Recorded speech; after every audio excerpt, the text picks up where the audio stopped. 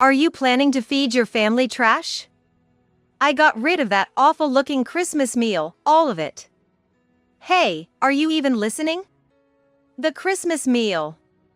I dumped it all on the floor. Came Kelly's crude laughter from the phone. All that food for 30 people, wasted. Just thinking about the cleanup makes me sigh.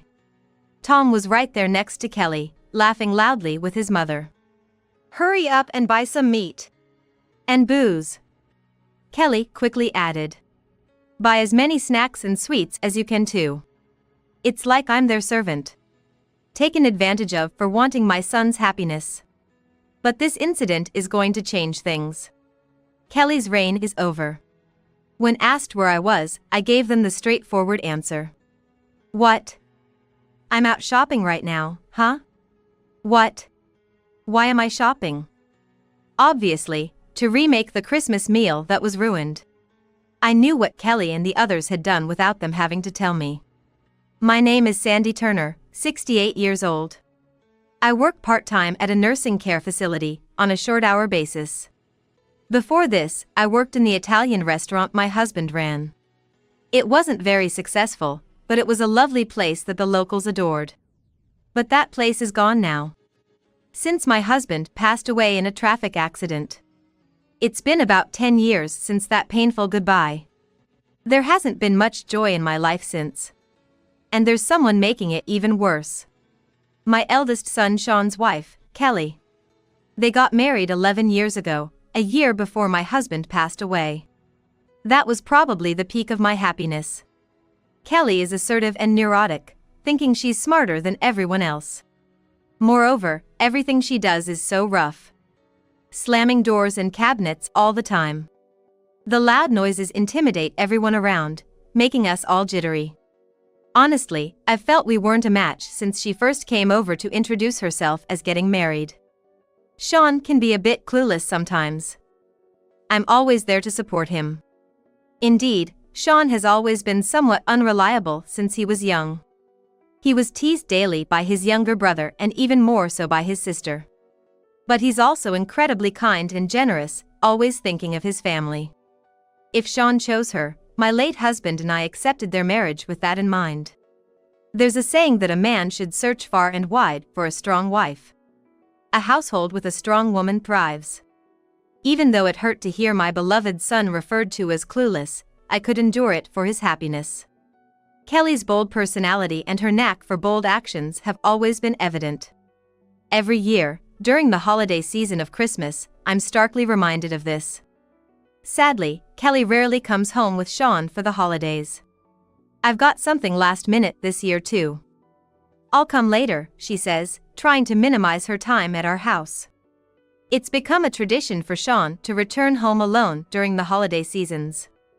If she doesn't want to come, she should just say so. I can't help but think that. She always deliberately makes plans to avoid it. It's shameless, really. Even after my grandson Tom was born, Kelly has caused me quite a bit of distress.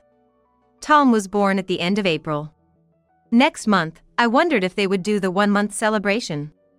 There was no word from Sean, and with the birth being so recent, I optimistically assumed the celebrations would be fine just for 6 months or later, and I didn't particularly confirm with him about it.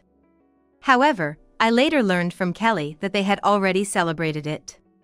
Huh? I told you, didn't I? Maybe you just forgot, Kelly said with a feigned innocence.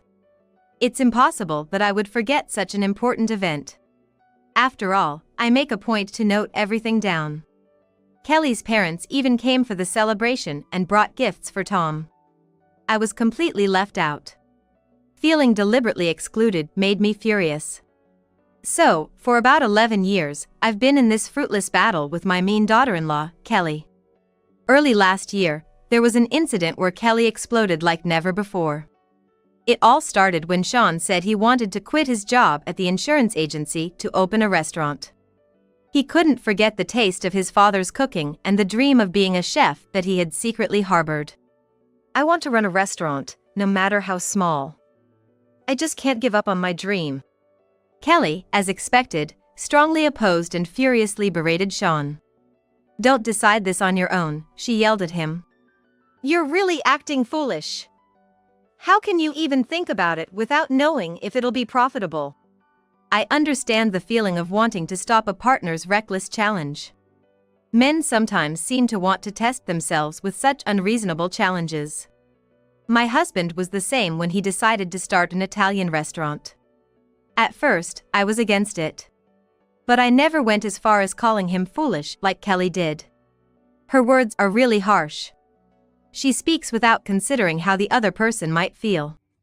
In the end, Sean, perhaps in rebellion against Kelly, quit his job and started preparing to realize his dream. After that, Kelly became openly irritated and angry with both Sean and me.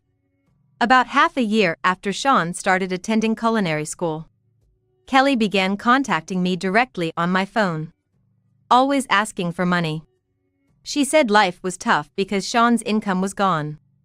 "Sean's whims have made our daily budgeting a nightmare. Please help us out," she said. I wasn't surprised to be begged for money by my daughter-in-law. It's natural to run low on funds in such situations. My husband's Italian restaurant didn't make much money at first either.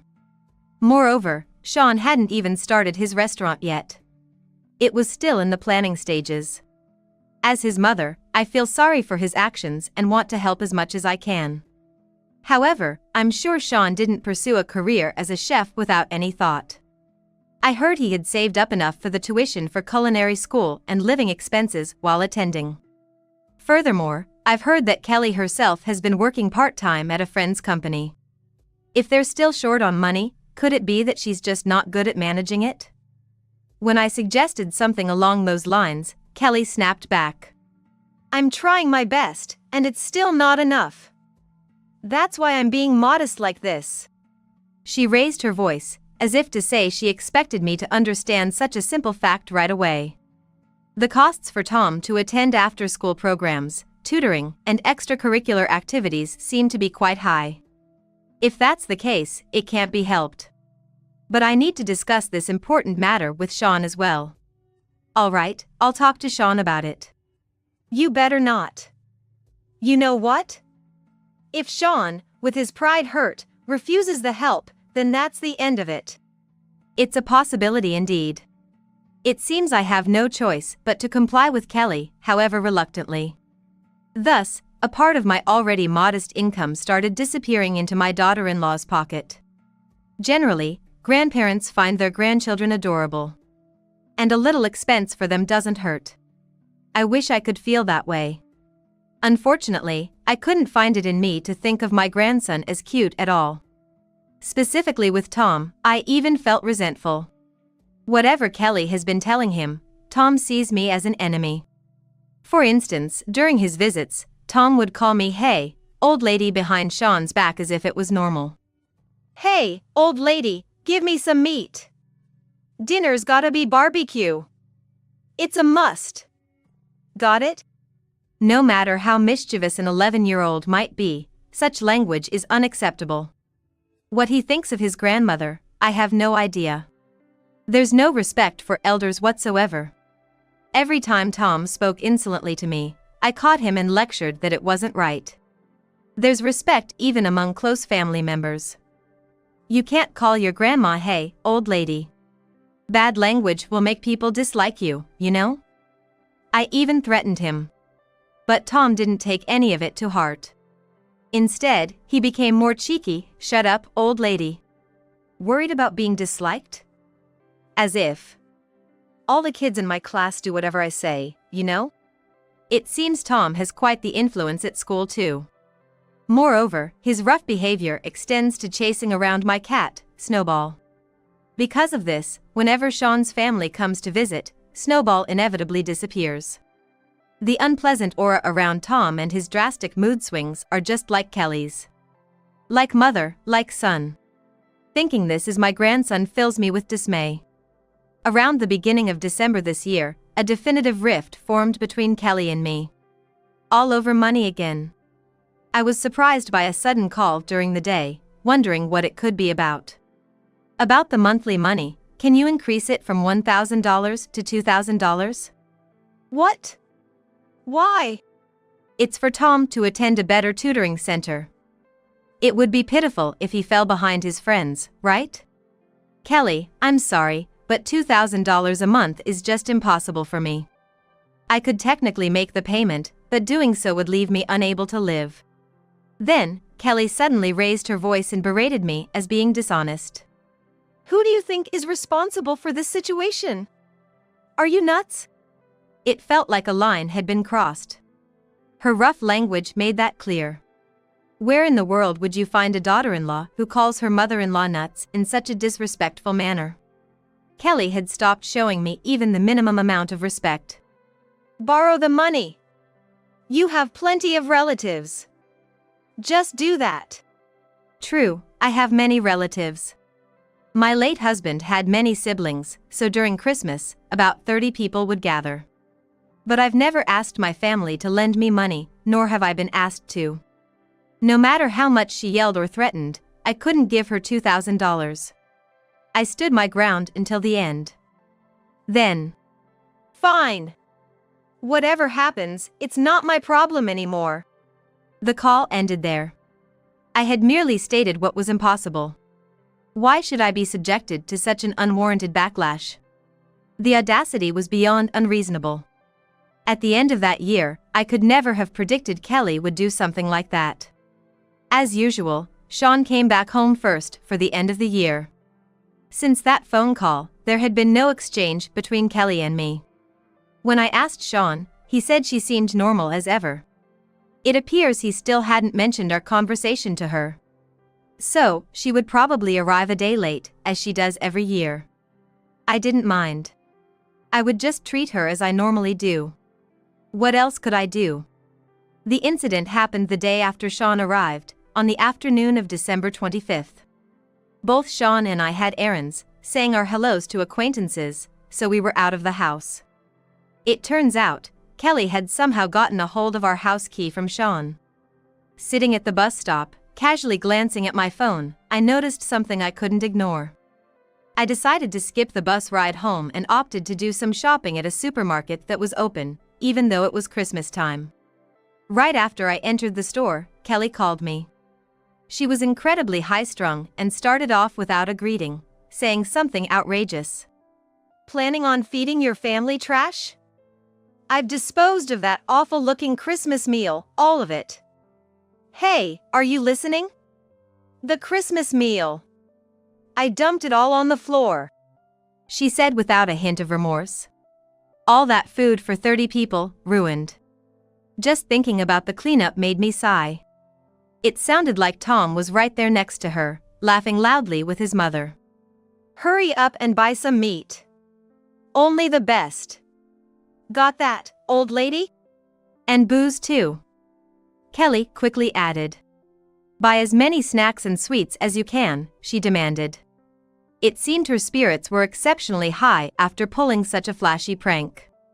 When she asked where I was, I told Kelly the truth. What? I'm out shopping right now, huh? What?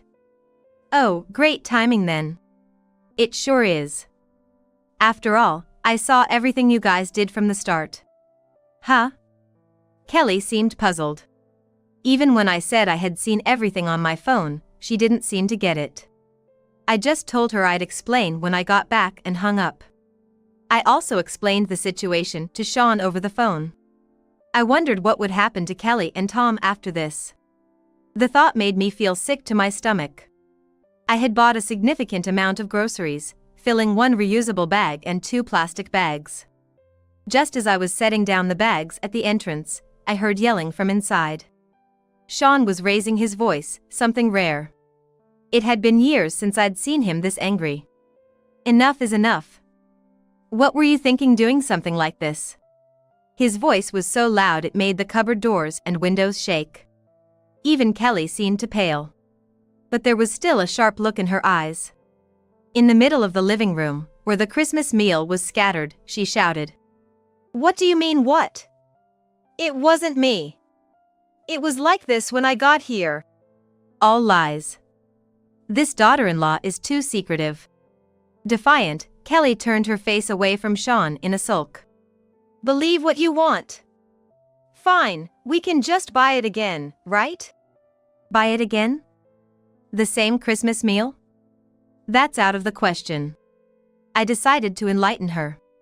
That Christmas meal was made by Sean. He prepared it for all the relatives to enjoy. Kelly was taken aback. Yes, Sean had been cooking since early yesterday morning. I had helped with the preparations the day before and supported him in various ways. Sean, using his culinary skills to the fullest, had finally prepared the meal for 30 people. How furious Sean was to see it all ruined. I couldn't even begin to imagine. It might be best to tell everything now, without holding anything back. As we cleaned up the ruined Christmas meal, I suggested to Kelly so. What? Secrets? What are you talking about all of a sudden? Like trying to squeeze $2,000 out of me every month, there's plenty more, right? Sean's look became even more severe. It was like pouring oil on the flames of his anger. When pressed to speak up, Kelly fell silent. I took it upon myself to explain instead. Since Sean lost his income, Kelly has been having me provide $1,000 in support every month. Sean seemed deeply shocked. I added an apology for having kept it hidden until now. Keeping quiet about it was wrong on my part. I should have been honest with Sean from the start. Agreeing to Kelly's demands in an attempt to support my son's dream from behind the scenes was a mistake to begin with. The thought of having my retirement savings drained like this, upon reflection, seems absurd. Kelly's unreasonable behavior clouded my judgment. When she asked to increase it to $2,000, I told her it was impossible. If you don't have the money, borrow it from relatives, Kelly had told me. The reason for asking for more was to cover Tom's tutoring expenses. The moment Sean heard that, he yelled, "Lies." Apparently, Tom wasn't attending any tutoring or lessons at all. Kelly had been lying to extort money from me. It doesn't make any sense. I had arranged enough for our living expenses. Sean pressed, demanding to know where the money had gone. Faced with no escape, Kelly looked down. I've been quiet about it, but there are debts. I've been using it to pay them off. Kelly had been secretly indulging in online gambling.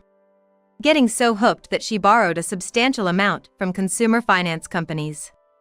I was stunned upon hearing this. My money was being used to pay off my daughter-in-law's debts. How infuriating. I decided to spill everything. There's more secrets, right? Out with it. Like the nasty things you've been saying about me behind my back. Sandy! Please, stop! Kelly has been calling me an old lady along with Tom, hasn't she? Glared at by Sean, Tom, who was sitting in a corner, shrank back. Instead of becoming defensive as I thought he might, this time he was silent. Perhaps Kelly and Tom thought any excuse would only make things worse. Good. I decided it was time to let Sean understand the pain I had been feeling. Especially Tom. He's been terrible, saying things like "old lady, give me some meat," or "old lady, hand over some allowance." Tom turned even paler. I had no intention of sparing my grandson. Even for someone as tolerant as me, being called an old lady was infuriating. I had been made to feel miserable and sad for so long. And now this debacle. There was no stopping me. Did Tom think he could save himself by throwing his mother under the bus, yelling, "It's Mom's fault. She called Grandma old lady, so I thought it was okay for me to say it too." Hey! Tom! Be quiet! You don't need to say anything unnecessary. But Tom's betrayal didn't stop there. It seemed he knew exactly what his mother was spending money on. Under Sean's relentless questioning, he began to spill one secret after another. Mom's been secretly going to nightclubs. To hang out with men. Tom. Stop it. You know what will happen, right? Kelly had been sneaking off to nightclubs without Sean's knowledge. Even paying her son hush money to keep it a secret. The hush money was $200 a month, an utterly preposterous amount. How much more would this deplorable mother and son duo surpass my expectations? Kelly's outings to host clubs were her special treat only on nights when Sean came home late, giving her elementary school-aged son money to fend for himself while she drank with hosts. That's far from normal behavior. And Tom was no better. When asked how he spent his allowance, he made a shocking confession. Tom had been using the $200 a month to hire his classmates to do jobs for him. He set prices like $2 or $4 for homework and cleaning. Tom's influence at school was, essentially, thanks to his excessive allowance. What do you think school and your classmates are for? Shame on you, shame! Sean was naturally furious, his face turning red. No parent would stay calm knowing their son was engaging in such cunning behavior.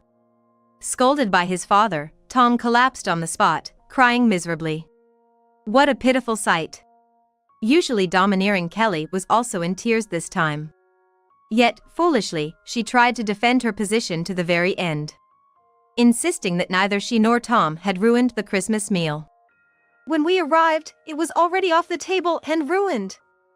It must have been that cat that's always around. I'm sure of it. Please believe us. What are you even saying? You called me to say. Do you remember the awful things you said? Planning on feeding your family trash, was it? No, that was just supposed to be a joke. I didn't want to hear excuses. I showed Kelly the screen of my smartphone. Displayed was a video. It showed the very room we were in.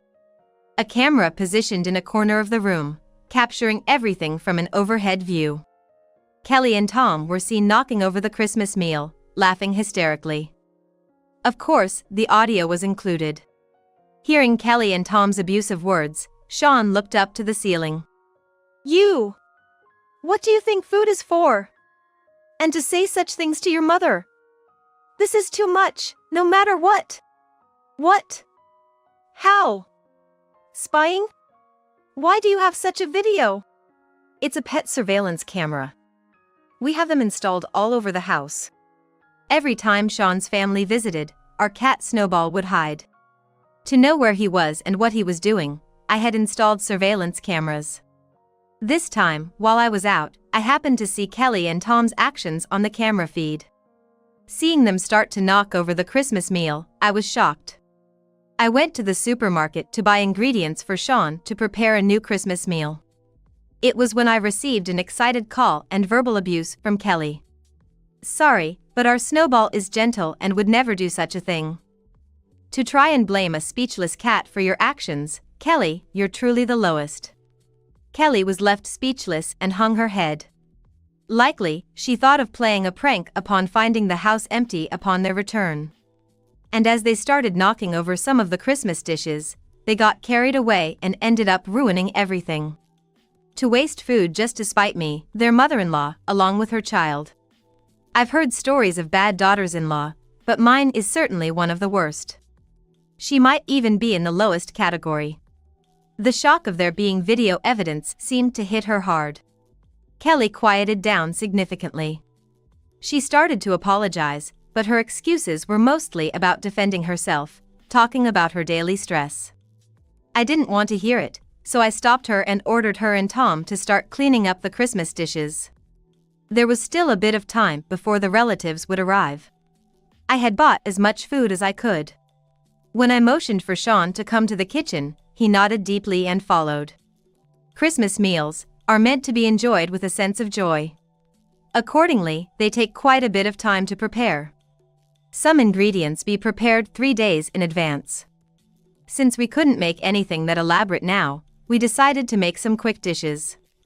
We can make mashed potato, simmered dishes, vinegar dishes, and maybe even some rolled omelette in a short amount of time. Yeah. I'll also try making some dishes with my own twist using other ingredients. I stood together in the kitchen with my son. I was impressed. Attending culinary school really showed in his efficiency and planning. It reminded me of the old days, cooking alongside my late husband. His culinary skills, befitting someone who aspires to open a restaurant, were substantial.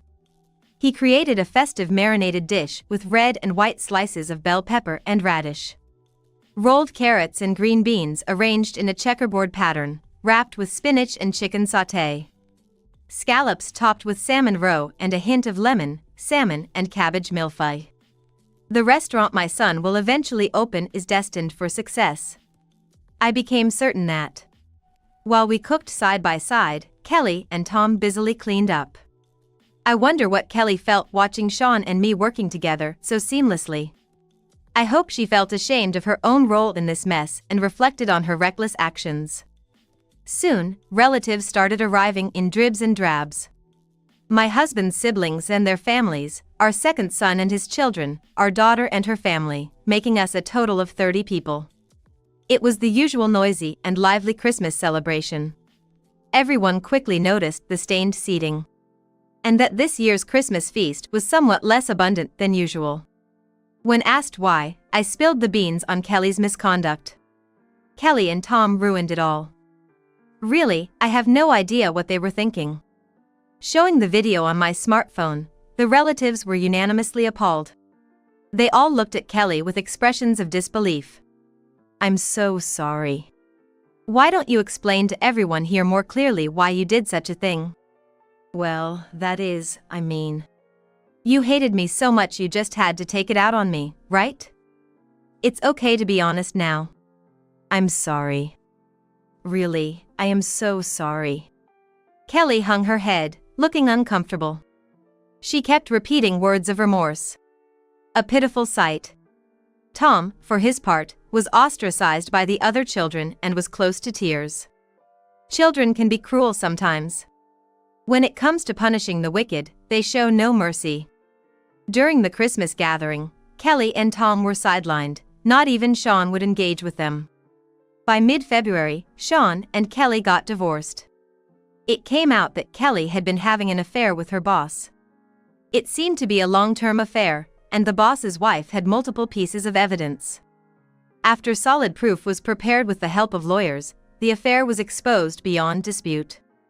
Kelly made various excuses, blaming it on a moment of weakness or loneliness. But Sean wouldn't listen. He probably thought her words weren't worth hearing. If I were in Sean's shoes, I would have done the same thing and turned Kelly away. I wouldn't want to deal with her. As a result, she and Tom had to start a new life elsewhere. After the divorce, Kelly was reportedly suffering from a lack of money to raise a child. Once, she called me, begging to mediate between her and Sean. Sandy, please, I'm begging you. Help me and Tom. Sean won't even answer my calls anymore. This is too much. Please. You brought this on yourself by doing something unforgivable. And now you say this is too much? Really, don't you feel any shame? A crude, sarcastic, shameless adulteress trying to act meek now was futile. I pushed her away, ended the call, and blocked her number. About a year has passed since the divorce. Kelly still occasionally tries to reach out to Sean with calls and emails. The content is always the same. Remorse for her actions. And a desire to start over, often accompanied by requests for money. Usually, she tries to elicit sympathy by using Tom as bait. Please, not for me, but help Tom. He's become completely isolated at school, he doesn't belong anywhere. He used to be so popular. Indeed, Tom was popular. But that popularity was bought with his excessive allowance. It seems that in the world of children, the end of money is the end of friendship. Now deep in debt and broke, Kelly can no longer afford to give Tom any allowance. It's not entirely wrong to say Tom's downfall is due to changing sides to Kelly's. Sean knows this and, keeping his heart hardened, has not provided any assistance, urging her to reflect instead. Kelly now works 2 jobs. As a cleaner and a part-time employee at a fresh food store. Sean mentioned she's also doing some piecework at home. She has to work tirelessly, sacrificing sleep to make ends meet. Tom will need more money as he grows. But Kelly doesn't have the means to provide it. Tom might end up working right after middle school. Because of his mother's failures. How will he feel about falling into such circumstances? Probably, he'll resent his mother, the cause of it all. After all, he inherited Kelly's tempestuous nature. In the future, Tom is likely to become troubled. And he'll probably ruin his relationship with his mother, those around him, and his connection to society. Going astray, banding together with similar companions, and causing even more trouble for his mother and those close to him. When that happens, Kelly might think, "What a foolish thing I've done. If only I had left the Christmas meal alone." Eventually, she may grow unable to love her wayward son, leading to further breakdown of the family.